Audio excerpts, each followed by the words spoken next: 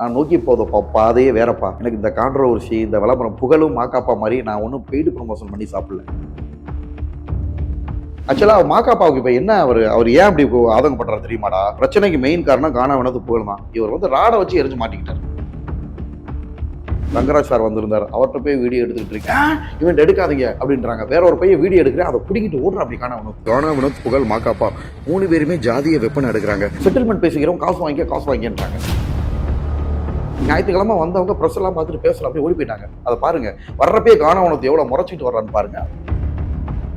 புகழ் அழகாவா இருக்காருங்க, எங்க கரடி குட்டிக்கு முடிவு விட்ட மாதிரி ஆளும் மூஞ்சியும். கமெண்ட்ல பாத்தீங்கன்னா என்ன போட்டிருந்தாங்க, இவங்க வர்ற இதே சரியில்லை, புகழ் வந்து அப்படின்னு போனோம். அப்படி காணாமனத்துக்கு இப்படின்னு வந்து நீ முறைக்கதான் செஞ்சா அப்படி கரெக்டா கேட்ச் பண்ணாங்க. அந்த ஓகேங்கிற வார்த்தை நான் கேட்காத மாதிரி நான் எனக்கு இருக்கு, நான் காட்டுறேன் உங்களுக்கு, வீடியோ காட்டவா?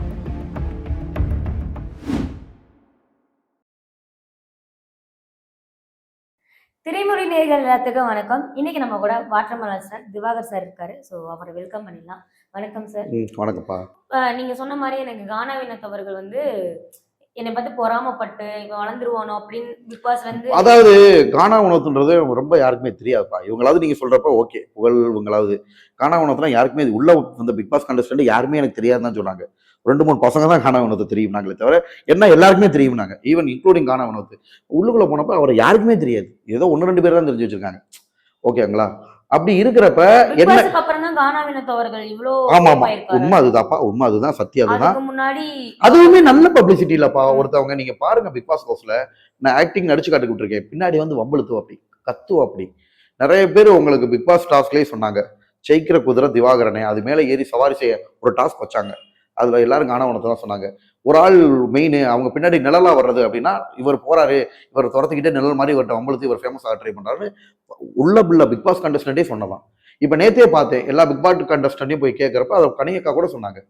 ஓகேங்களா? உள்ள இருந்த வரைக்கும் அவர் நல்லா தான் இருந்தாரு. எனக்கு என்ன பொறுத்த வரைக்கும் ஓகே.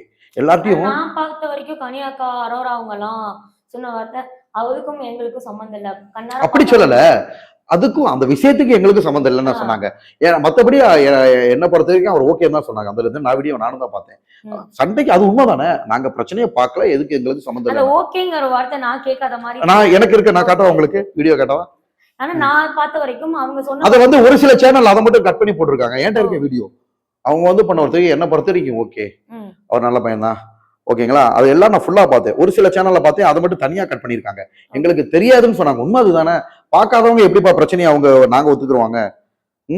பார்க்காத பிரச்சனைய மத்தவங்க எப்படி ஒத்துக்குருவாங்க? உங்களுக்கு ஒத்துக்கிற மாட்டாங்க. ஏன்னா அவங்களுக்கு என்ன நடந்துச்சுன்னு தெரியாது. நம்மளுக்காக நம்ம தான் போராடி ஆகணும். இதுதான் நடந்த விஷயங்கள், உண்மையான விஷயங்கள். இவங்க கோர்ட்டு நீதி எல்லாத்தையும் தப்பிச்சிடலாம். அவங்களுக்குன்னு ஒரு மனசாட்சி இருக்கு, உண்மைன்னு இருக்கு. மக்கள்கள் முட்டாள்கள் கிடையாது. சரி, ஓகே சார். நான் வந்துட்டு மாகாப் ஆனந்த் அவர்கள் சொன்ன ஒரு விஷயத்த என்னோட பாயிண்ட் ஆஃப் வியூல இருந்து நான் கேட்கிறேன். அங்க வந்து வேலை செஞ்சவங்க மேக்ஸிமம் ஒரு 38 பேர் இருப்பாங்க, டெக்னீஷியன் இருப்பாங்க. ஆனா அவருக்கு நான் சொன்ன விஷயம் நான் சொல்றேன்.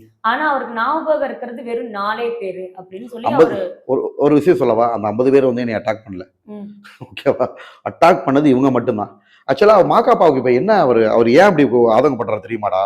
பிரச்சனைக்கு மெயின் காரணம் காணாமனது புகழ் தான். இவர் வந்து ராடை வச்சு எரிஞ்சு மாட்டிக்கிட்டார். எனக்கு என்னன்னா, எனக்கு ஒரு பெரிய அவமானம். இத்தனை பேர் எதிர்த்து வர்றாங்க. ஓகேங்களா? வர்றாங்க, கெட்ட வார்த்தையில எழுதி திட்டுறாங்க. ஒரு ஆங்கரா இருக்கவர் எவ்வளவு பெரிய பொசிஷன் ஆங்கர்ன்றது. ஓகேங்களா? ஸோ ஆல்ரெடி அவர் தெரியும், ஒரு டாக்டரா இருக்கார், ப்ரொஃபஷனல். இதுக்கு முன்னாடி இதே வாய் தான் மரியா. அப்ப அவ்வளவு பேர் முன்னாடி நீ எரிஞ்சேனா கேட்டா, அது ப்ரொடக்ஷன் என்ன சொன்னாங்க, அவங்க எல்லாம் ஒண்ணு மண்ணுமா பழகிருக்காங்க, ஒண்ணு மண்ணுமா பழகினாங்கன்றதுக்காக அடுத்தவனை முட்டாளாக்க முடியாதுல்லப்பா. எல்லாரும் முன்னாடி டெக்னீஷியன் அவங்க எல்லாம் அவ்வளவு மதிப்பு கொடுத்து எனக்கு வச்சிருக்காங்க. அதுலயே நம்மளுக்கு பிடிச்சவங்க இருக்கும், பிடிக்காம இருக்கும். அங்கேயுமே மாதம்பட்டி ரங்கராஜ் சார் சொல்ல மறந்துட்டேன். ரங்கராஜ் சார் வந்திருந்தார். அவர்கிட்ட போய் வீடியோ எடுத்துக்கிட்டு இருக்கேன், இவன் எடுக்காதீங்க அப்படின்றாங்க. வேற ஒரு பையன் வீடியோ எடுக்கிறேன், அதை பிடிக்கிட்டு ஓடுற அப்படி காண உணவு. ரோஜா மேடம் போய் விட்ட வீடியோ எடுக்காதீங்க, இப்படி சுத்தி சுத்தி வந்து இரிட்டேட் பண்றாருப்பா. அப்பயும் நான் பொறுமையா போனேன். ஓகேங்களா? தாமு சார்ட்ட வீடியோ எடுக்கிறேன், அந்த வீடியோ எல்லாம் உங்களுக்கு காட்டுறேன், நீங்களே பாருங்க. அதை வந்து ஆக்சுவலா இதுல காட்ட முடியாது, நான் பர்சனலா உங்களுக்கு நான் காட்டுறேன். ஏன்னா ஒரு பர்சனலா ஒரு ஆடியன்ஸா நீங்க பார்த்துட்டு இருக்கீங்களா, அது தெரியும். இப்படி அப்பயே அவன் சொல்றாரு, பாராட்டுறாரு மாதம்பட்டி சார், உங்களோட தைரியம் எனக்கு பிடிக்கும், நல்லா பண்ணுங்க திவாகர், வெல்கம் குக் கோமாளி திவாகர்ன்றாங்க. அவர்கிட்ட போக விட மாட்டேங்கிறாங்க. நான் அங்க நிக்கிறேன், வேற ஒரு டெக்னீஷியன் போட்டோ எடுக்கிறாரு, அந்த போனை பிடிக்கிட்டு ஓடுறான் அப்படி பார்க்கான அவனுக்கு. அவர் வயசுக்கு ஏற்ற மெச்சூரிட்டியா, அவர் வயசு என்ன, என் வயசு என்ன? இப்ப அதுதான் இப்ப இவருக்கு வைத்தறிச்சல். நாங்க 4 பேர் தான் கண்ணு தெரிஞ்சுன்னு சொல்றாரு, மத்த யாரும் என்னையும் வந்து அட்டாக் பண்ணல. மற்ற யாரும் கேவலமா பேசல, மெயினா பேசணும் புகழ். புகழோட ஜிம்பாயே மறைச்சிட்டாங்களேப்பா. அவங்க தான்ப்பா அடிச்சது. அங்க இருக்கிற எல்லாரோட மனசாட்சியும் மீறி அவங்களால வர முடியலப்பா. சார் இப்போ எனக்கே சேனல் வந்து என்ன பண்ணாங்கன்னா, இது விட்டுருங்கன்னாங்க. எனக்கு தன்மானமா சேனல் எனக்கு ரொம்ப பிடிக்கும், என்னோட தாய் மாதிரி தான். பட் இந்த விஷயத்த நான் வெளிக்கொண்டே வந்தே ஆகணும் அப்படின்ற ஒரு கட்டாயத்துக்கு நான் வெளிக்கொண்டு வந்தேன். ம். ஓகே. சரி சார், நான் வந்து உங்கள்ட்ட ஒரு பர்சனலா ஒரு கேள்வி கேட்கிறேன். நீங்க தனிப்பட்ட ஒரு வீடியோ போட்டிருந்தீங்க. ஆ, பேசி போட்டிருந்தீங்க. ஸோ அதுல நெறைய விஷயங்கள் வந்து எனக்கு பர்சனலா வந்து நெறைய விஷயங்கள் மறைக்கப்பட்ட மாரி இருந்துச்சு. உண்மையா அந்த வீடியோல இருக்க எல்லாமே உண்மையா நீங்க பேசுனீங்களா? இல்ல நெறைய விஷயங்கள் மறைச்சு எந்த எந்த வீடியோல? ஒரு தனிப்பட்ட செல்ஃபி மாரி எடுத்து ஒரு வீடியோ ஆமா போட்டிருந்தீங்க. ஆமா ஆமா ஆமா அது ஆமா. நான் பார்க்க வரைக்குமே வந்துட்டு ஓப்பனா பேசாதவங்க. திவாகர் அவர்கள் வந்து ஓப்பனா அந்த பேசாதவங்க. 1.5 நிமிஷம் போட்டதானே? ஆமா. கமிஷனர் ஆபீஸ் கம்ப்ளைண்ட் பண்ண போனேன்ப்பா. உள்ள கமிஷனர் ஆபீஸ்ல வச்சு நம்ம வளவலான்னு கொடுக்க முடியுமா? ம். கம்ப்ளைண்ட் கொடுத்துருக்கோம்னு சார்ட்டா போனோம்ன்றக்காக சார்ட்டா பேசுறேன். ஏன் எப்பயுமே சார் டைரக்ட்டா கமிஷனர் ஆபீஸ் போனீங்க நீங்க? அது வந்துப்பா, இவங்க ஆஜராகல. கரெக்ட். ம். ஆஜராக மாட்டேங்கிட்டாங்க.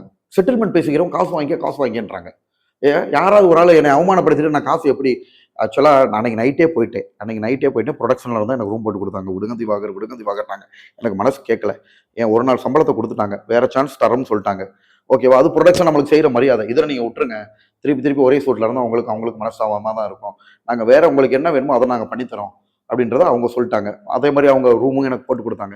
ஏன் ஒரு நாள் சம்பளத்தையும் கொடுத்துட்டாங்க, என் டிராவல் எக்ஸ்பென்ஸையும் கொடுத்துட்டாங்க. அதை நான் வாங்கிட்டேன். மறுநாள் காலையில போனதும் அவங்க வரணும், காலையில 9:30க்கு எல்லாரும் வந்துருவாங்கன்னாங்க. யாருமே வரல. கேட்டால் நாங்கள் ஷூட்டிங்கில் இருக்கோம், தூங்கியிருக்கோம் அப்படி இப்படின்னாங்க. திருப்பி சாயங்காலம் 7:30க்கு வாங்கினாங்க. 7:30க்கும் வரல. ஓகேங்களா? போலீஸில் அப்போ வந்து என்ன ஆச்சுன்னா, அப்படியே நாளை இழுக்கிறாங்க. திருப்பி ஞாயிற்றுக்கிழமை நைட்டு தான் அவங்க வர்றாங்க. அப்போ என்ன பண்ணாங்க, ப்ரெஸ் எல்லாமே என்கிட்ட ஓடி வர ஆரம்பிச்சிட்டாங்க. அப்பயே எனக்கு தெரிஞ்ச ப்ரொடியூசரை நான் சொன்னேன்ல, சாமானியன் படம், அவங்க எல்லாருமே தான் வந்தாங்க. வந்தப்போ அவங்ககிட்ட பேமெண்ட் பேசின எல்லா ஆதாரமுமே இருக்கு. அவங்க கிட்ட வந்து பேமெண்ட்லாம் பேசுறாங்க. நான் அதுக்கு ஒத்துக்கிற மாட்டேங்கிட்டேன். நான் வேற ஒன்றும் கேட்கலப்பா, சாரி தான் சொல்ல சொன்னேன். ஸ்டேஷன்ல வந்து எழுதி கொடுத்துட்டு அவர் ஒரு சாரி சொன்னா பிரச்சனையை சால்வ் பண்ணிடுவீங்க.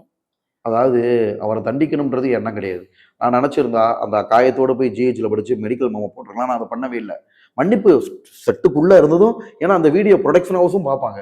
சாரி மட்டும் தான் நான் கேட்டேன். சாரி கேட்க மாட்டாங்களா? வெளியில வச்சு நாங்கள் தனியாக ஹக் பண்ணிக்கிறோம், சாரி இது பண்ணிடுவோம் அப்படின்ற மாதிரி சொன்னாங்க. அதுக்கு நான் ஒத்துக்கல. ஸோ அப்ப என்ன பண்ணாங்க, சிஎஸ்ஆர் காப்பி எனக்கு கொடுக்கல. ஞாயிற்றுக்கிழமை நைட்டும் கொடுக்காம கேட்டா சுத்திக்கிட்டே இருக்குன்றாங்க.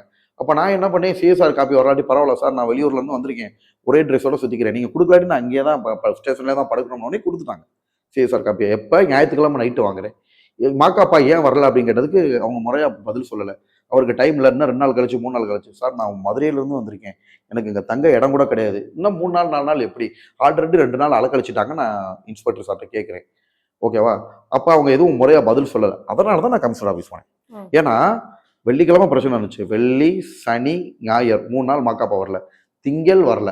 செவ்வாய்க்கிழமை நான் ஊருக்கு போயிட்டேன். தமிழ் நியூ இயர் செவ்வாய்க்கிழமை தானே தமிழ் நியூ இயர். நான் ஊருக்கு போனதுக்கப்புறம் நைட்டு வந்திருக்காரு.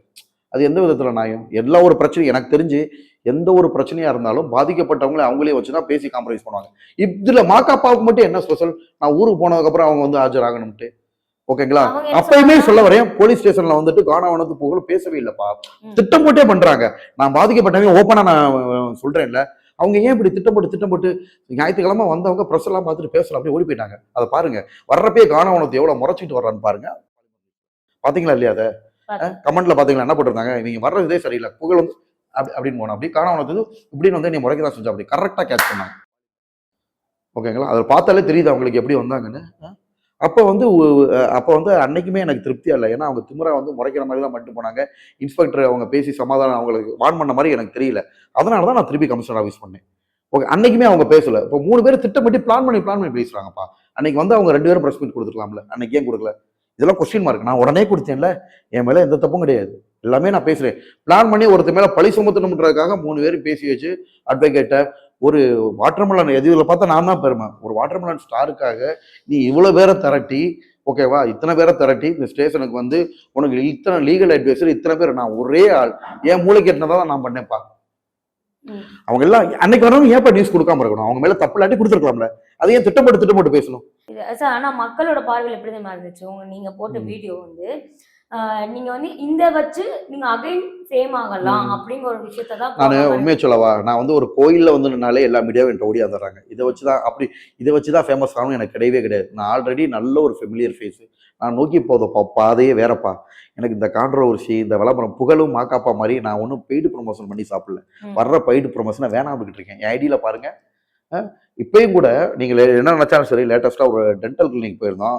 பையன் என் தம்பி தான், ஃப்ரெண்டு தான். அப்போ ஃபோர்ஸ் பண்ணுறாரு எங்கள் அப்பா அம்மாட்ட, இதெல்லாம் விளம்பரமே பண்ண மாட்டேங்கிறாரு, எவ்வளோ காசு வரும், அந்த விளம்பரத்தில் ஓட ஓட அதை பார்த்து இவருக்கு சான்ஸ் கிடைக்கும். 1 மணி நேரம் உட்காந்து மந்திரிக்கிறாரு. வெளியில் வந்தது எங்கள் அம்மாவை தான் நான் திட்டினேன். நான் அதெல்லாம் பண்ண மாட்டேன், எனக்கு பிடிக்காது. நான் என்ன பாதையில் போகிறேன்னு என் கொள்கை பிரகாரம் நான் போய்க்கிறேன், எனக்கு இது வேணாம். அந்த மாதிரிலாம் நான் விரும்பாதால்ப்பா. பெய்டு ப்ரொமோஷனோ விளம்பரமோ இந்த மாதிரி ஃபேக் பப்ளிசிட்டியோ எனக்கு இது சுத்தமாக பிடிக்காது. எல்லா சேனல்ஸுக்கும் தப்பான சேனல் இன்டர்வியூ கொடுக்கறதில்ல. அப்படியே யாராவது கண்டென்ட் கேட்டாங்கன்னா கண்டென்ட்லாம் செய்கிறதே கிடையாது. எனக்கு அதெல்லாம் சுத்தமாக பிடிக்காது. ஓகேங்களா? பக்கா ஸ்ட்ரெயிட் ஃபார்வர்டு. எனக்கு இது ஒரு பெரிய அவமானம். அந்த ஒரு காரணத்துக்காக மட்டும்தான் அந்த விஷயத்தை நான் வெளியில் கொண்டு வந்தது. இதெல்லாம் அதுவாக கிரியேட் ஆனது. எப்பா அப்பயும் தான் சொன்னாங்க, நான் பிக் பாஸ் போகிறதுக்கு முன்னாடியும் இவர் வந்து கண்டென்ட்டுக்காக ஃபேமஸ்க்காக இருக்காக, அப்பயுமே நான் யாரையும் தப்பு சொல்லலையாப்பா. என்னை அவமானப்படுத்துறப்ப நான் எந்திரிச்சு தானே போனேன் நான். அப்போ என்னோட சேஃப்டிக்கு நான் போட்டு தானே ஆகணும். அப்பவே மக்கள் கிட்ட இப்படிதான் சொன்னானுங்க மக்கள், அப்படி இப்படின்னானுங்க. பிக் பாஸ் ஹவுஸ்ல அந்த நேரமும் அப்படிதான் பேசுனவங்களாம் கரிச்சு கொட்டினாங்க. உள்ளுக்குள்ள போன உடனே வாரமே 2 லட்சம் ஓட்டு பேசுனவங்களுக்கு வாயெல்லாம் மக்கள் ஆதரவு இல்லாம எத்தனை லட்சம் ஓட்டு விழுதுனால இருந்தாங்க. சார் நீங்க சொன்னீங்கல்ல, எனக்கு வந்துட்டு நான் முன்னாடியே ஃபேமஸ் ஆயிட்டேன். எனக்கு கானா வினோத்னா யாருக்குமே தெரியாத ஒரு நபர். பிக் பாஸ்க்கு அப்பதான் அவர் ஃபேம் ஆனாரு. நீங்க ஒரு விஷயம் என்கிட்ட சொன்னீங்க. திவாகர் வந்து முன்னாடியே ஃபேமஸ், இப்பயும் ஃபேமஸ் அப்படின்னு ஒரு விஷயம் சொன்னீங்க. அப்ப கானா வினோத்துக்கு வந்து இவ்ளோ பேர் இவ்ளோ சப்போர்ட் பண்றாங்க. திவாகர் ஏன் ஒரு தனி அப்படிலாம் சப்போர்ட் பண்ணவே இல்லப்பா. யாருப்பா சொன்னது? அங்க நடந்த பிரச்சனையில அந்த புகழ் வந்து சப்போர்ட் பண்ணலையா? குக்வித் கோமாளி ஒருத்தவங்க கூட உங்களுக்காக வந்து நிக்கலையா? நாங்க அப்பா யாருமே அங்க உள்ளவங்க எனக்கு தெரியாதுப்பா. 1-2 பேர் தான் தெரிஞ்சவங்க. குக்வித் கோமாளியில வந்து யாருக்கு புகழ், நான் சொல்லிட்டேன் இல்லையா, புகழும் பழக்கம் கிடையாது. இசாக்கா அப்பப்போ பழக்கம், அவங்களுமே சோவுல தான் பார்த்துக்கணும். அதுக்கப்புறம்லாம் யார்கிட்டையுமே எனக்கு பழக்கம் கிடையாதுல. யார் வந்து சப்போர்ட் பண்ணுவாங்க? அதை யோசிச்சு பாருங்க. அங்கேயுமே அவர் கானா வினோத்துக்கு சப்போர்ட் பண்ணல. அவர் என்னை திட்டின வார்த்தைகள் நிறைய பேருக்கு தெரியல. ஓகேங்களா? என்ன வந்து அந்த கடுமையான வார்த்தை சொன்னது, ஆனால் அது புகழுக்கு தெரியும், வீம்புக்கு சண்டைக்கு வந்தது. இவருக்கு வந்து 100% தெரியாது. யாருக்கு? மாகாப்பாவுக்கு கானா வினோத் என்ன வார்த்தையை சொல்லி திட்டினாருன்னு தெரியாது. இவங்க 2 பேரும் சேர்ந்து தான் இவங்க 2 பேர்னால தான் மாகாப்பா பகையானது. அதை நான் இப்போ இருந்து இல்லை, ஆரம்பத்திலேயே சொல்லிட்டேன். மாகாப்பாவுக்கோ புகழுக்கோ எனக்கு பகையிலேன்னு தான் சொன்னேன். இதெல்லாம் பொறாமை தீர்ப்பா. புகழ் வந்தது முதலே பிளான் பண்ணிட்டா. அப்படி அதே அங்கே உள்ள டெக்னீஷியன் ரகசிய தகவல் எனக்கு கொடுத்தது. இவர் இருந்தால் நான் அதில் வரமாட்டேன்னு சொன்ன. அப்படியா புகழ் ஆரம்பத்திலேயே அப்பயும் நினைச்சேன் இவர்கிட்ட பகை சொன்ன. அப்படியா எனக்கு அது தெரியல. எனக்கு இப்பதான் அதுல நியூஸ் வருது. இல்ல அவர்கிட்ட ஃப்ரெண்ட்ஷிப் எல்லாம் பகையும் இல்லை. பகையும் இல்லாட்டியும் எல்லாரும் ஒரு சிலராவது ஹாய்னு சிரிச்சாங்க, ஒரு சிலர் அப்படின்னாங்க லைட் ஸ்மைலு. இவர் மட்டும் எதுவுமே இல்லை. அப்படியே மூஞ்சி தூச்சிக்கிட்டு நம்ம போன இடத்துல அப்படியே எந்திரிச்சு போறது, நம்ம அந்த இடத்துல நம்ம அங்கிட்ட வந்து உட்காடுறது, கொஞ்சம் ஆக்டிவிட்டிஸ்லாம் வித்தியாசம். சரி இது சகஜம் தான்ப்பா. நான் இங்க இல்லை, இன்னொரு டெலிவிஷன் ஷோல நான் ஆடிஷன் போனப்பா அப்படிதான். என் கூட ஹெல்ப்புக்கு வந்த பையன்ட்ட வந்து எல்லாரும் பேசுறாங்க, என்கிட்ட வந்து பேசவே இல்லை. இது நடக்கிற சகஜம். ஒரு ஆள் ஃபெமிலியர் ஆயிட்டாலே இது நடக்கிற சகஜம்ப்பா. கூட வந்த பையன்ட்டு அவன்ட்டு ஹாய் ஹலோ அப்படின்னாங்க. நான் அதெல்லாம் பற்றி பெருசாக எடுத்துக்கல. இதெல்லாம் நடக்கிறது சகஜம் தான் எல்லாரும் முன்னாடி. அதுக்காக தான் நான் ஒரு சில இடங்கள்ல என்னை தனியாக ஆடிஷன் கூப்பிடுவாங்க, கும்பலோட கூப்பிடவே மாட்டாங்க. அவங்க ஒரு சில பேர் ஓகேங்களா. நான் படத்துக்கு போனது அப்படிதான்ப்பா. எனக்கு கும்பலெல்லாம் கூப்பிடல, தனியாக கூப்பிட்டு வச்சு பண்ணாங்க. நான் கும்பலோடையும் போயிருக்கேன், கும்பலோடையும் ஆன்சர் போயிருக்கேன். அங்கேயுமே எனக்கு நல்ல மதிப்பு. என்னை வெயிட் பண்ணாமல் உடனே அமுச்சு விட்டு உடனே ஆடிஷன் பண்ணி உடனே அமுச்சு விட்றாங்க. ஏன்னா இப்போ நான் இந்த ஒரு டீப்பாக வந்துட்டோம்லப்பா.